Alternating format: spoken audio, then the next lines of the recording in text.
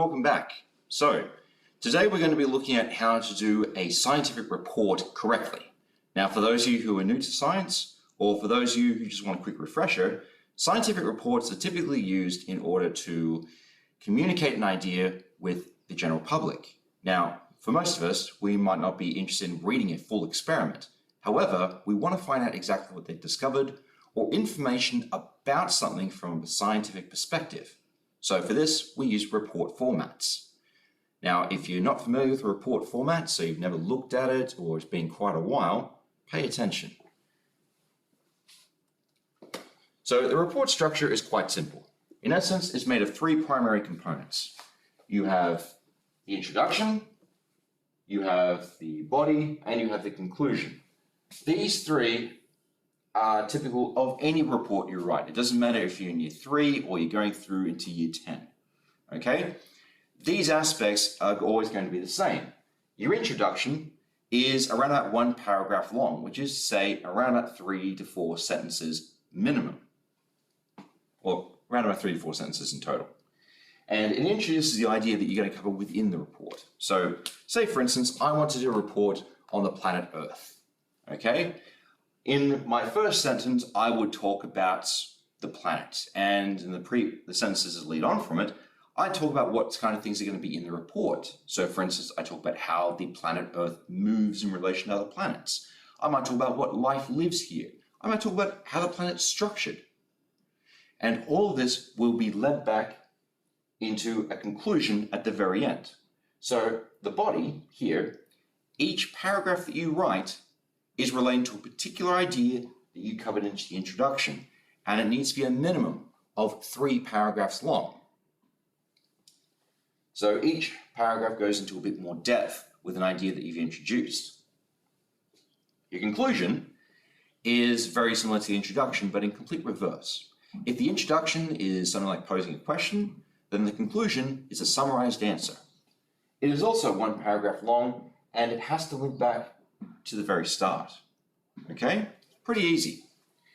One area that's not always included as part of the typical report layout, but is still quintessential, is a bibliography. Now, the bibliography is the referencing of external resources that you use to get information.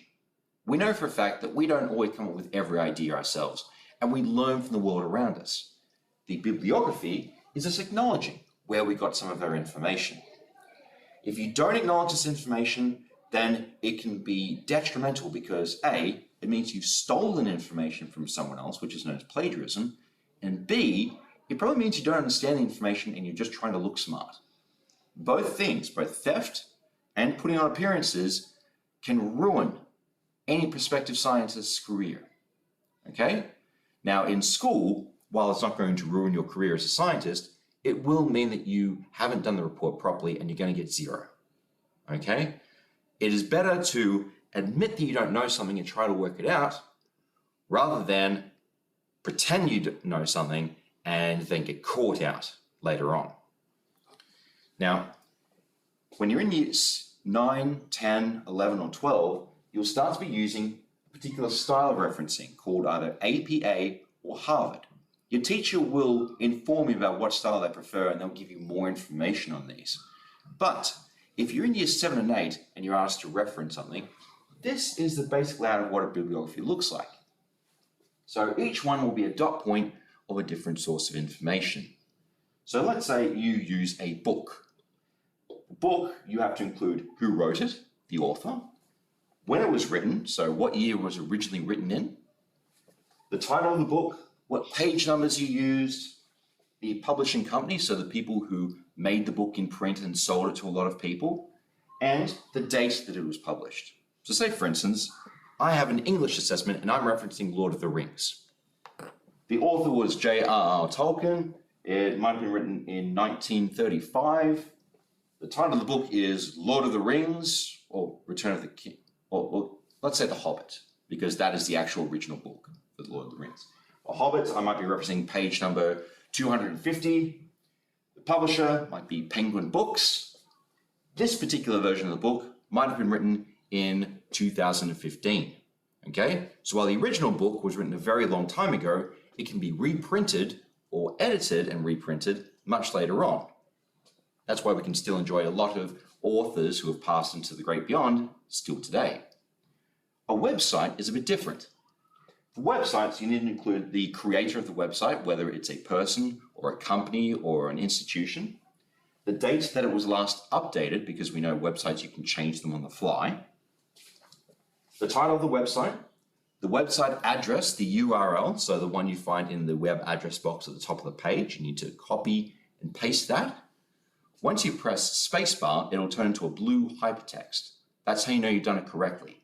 If you have one portion of that incorrect, it won't turn to a hyperlink, and that's kind of a no-no. It means you've gotten the wrong address.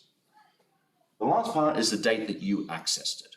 So for instance, if they did a system update after you accessed it, then it might be that one piece of information you used could be incorrect. So as a teacher, I need to know both of those dates.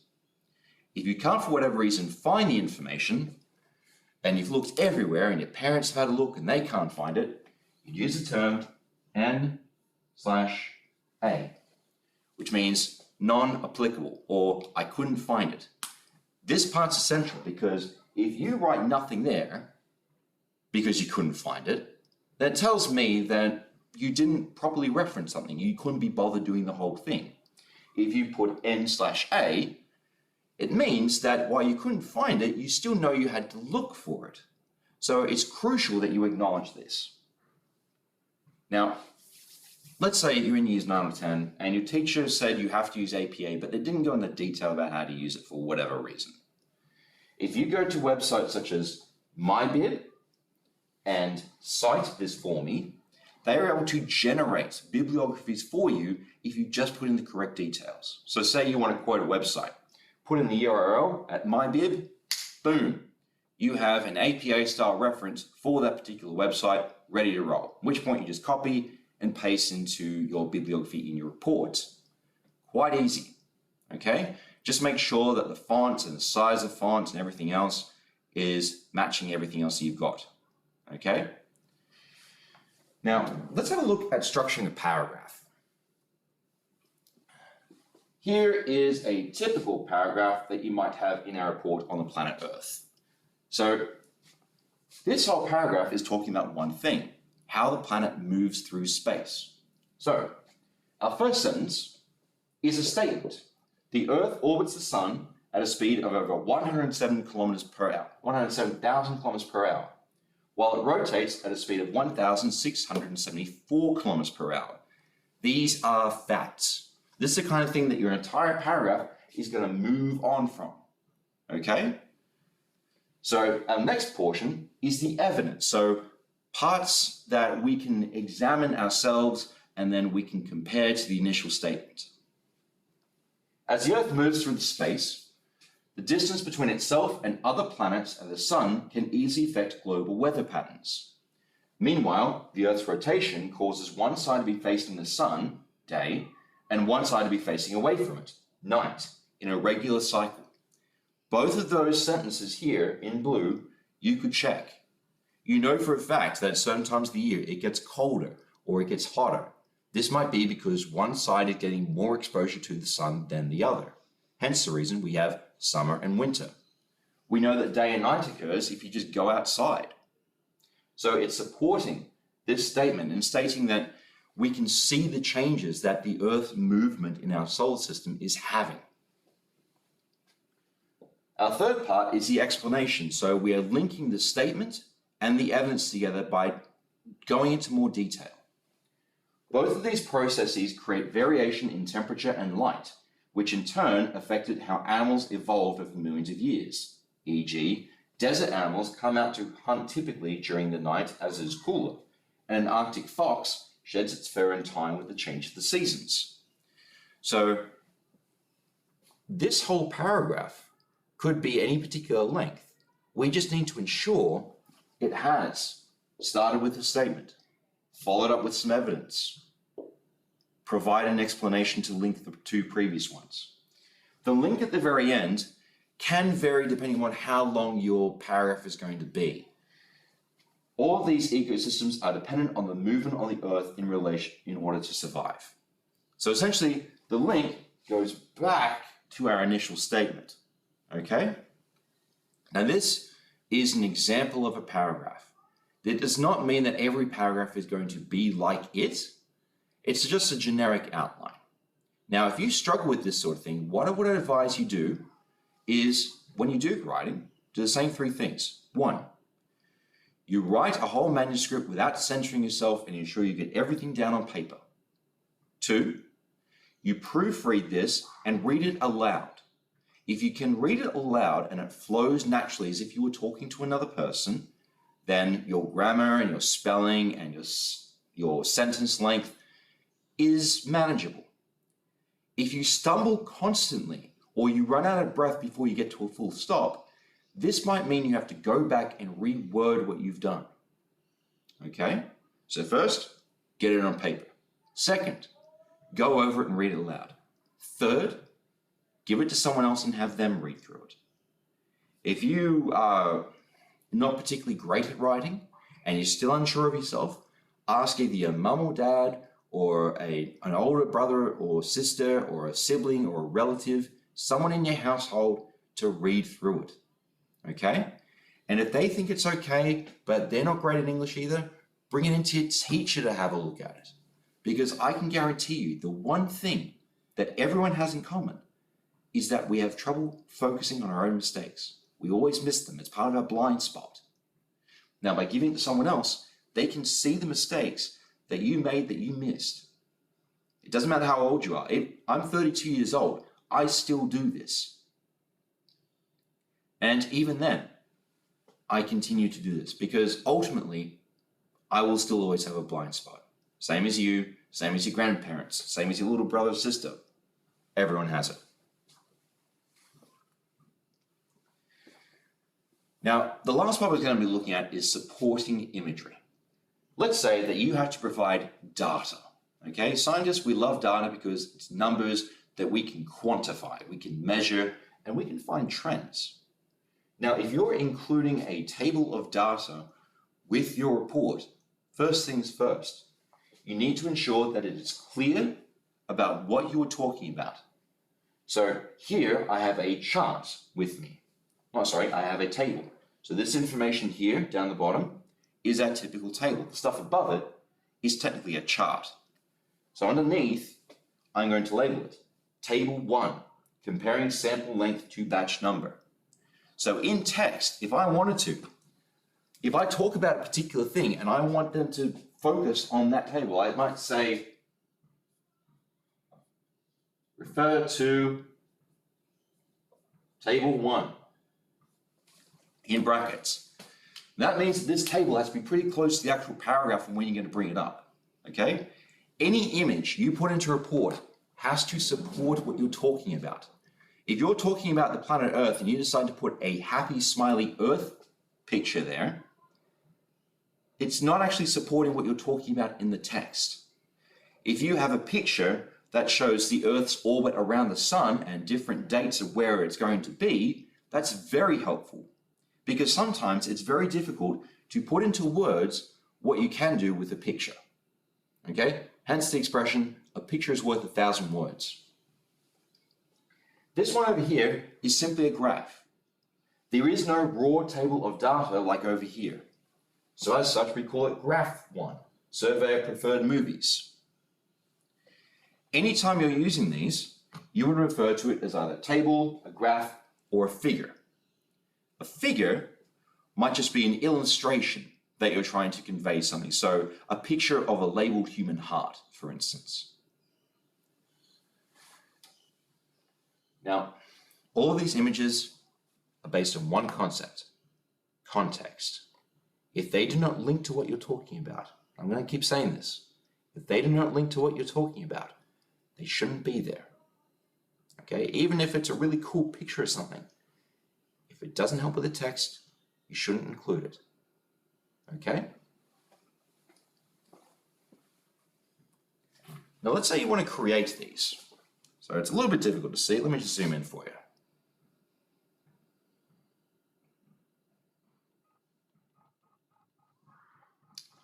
Okay, so types of graph.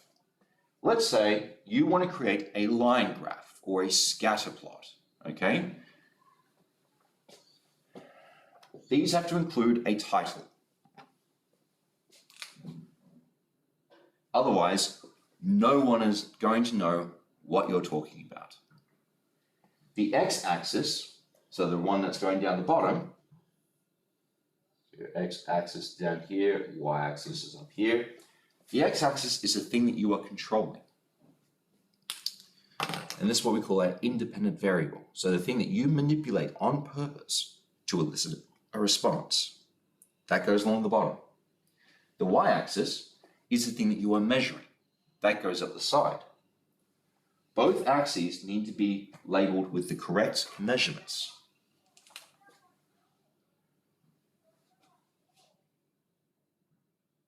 So if I'm measuring something down the bottom with x, for instance, the speed of a car, then I need to measure it in kilometers per hour. Up the side, if I'm measuring braking distance, then I need to measure that in meters. Both need units. If you don't put units, you can be measuring anything. You can be measuring it in kilometers or pounds or strawberries or whatever, okay? If you're creating a line graph, this point applies. You need to include an actual line. So you're connecting the dot points to make a single line. Now, depending upon what your maths teacher informs you, it might be that you do it very lightly, you create the line with a free-flowing pencil, and then you rub out the dots. If you're doing a scatter plot, you leave only the dots there and you don't connect them. Hence the reason they're different, okay? Some people will ask explicitly for one or the other. So you need to ensure that you contact your maths teacher and find out the variations between them and when you should be using them. Multiple categories of data require multiple lines. So, with an experiment, we don't just perform it once or twice, but at least 3 times. If this is the case and we want to put all of this on the same graph, then we need to use different types of lines for different tests or different types of dots for different tests. So let's say test 1 looks like that, a single normal line. But you have to worry about putting test 2 and 3 on there. So how do you tell them apart? You could do a dotted line. Or you could do a series of strokes. Okay? If you're doing this on a computer, it's a lot easier. You just simply change the color of what you're using. So the first one might be blue, second one's red, third one's yellow. Easy peasy. All right? Now for this, you're going to need to become familiar with certain programs. If you use Microsoft Excel or Google Sheets, both of them can perform these tasks. So I advise that you practice with these considerably, okay? Otherwise, you're going to find yourself only doing drawings in year 10 or 11 when other kids are starting to, have fantastically generated graphs that took them less than 5 minutes, whereas you labeled a whole afternoon trying to do the same thing. Work smarter, not harder, okay? Now, this last part is probably the most crucial. This is when you know when to use this compared to a column or a bar graph. Use when both categories are both numerical in nature. So what that means is both the x and the y-axis use numbers. So I can count them, 1, 2, 3, 4, 5, and so on and so forth, okay? Now, let's compare this to column and bar graph. Now, a lot of these are the same, so you need a title. The x-axis and the y-axis are the same. They need to be labeled with the correct measurements. But these last two are different.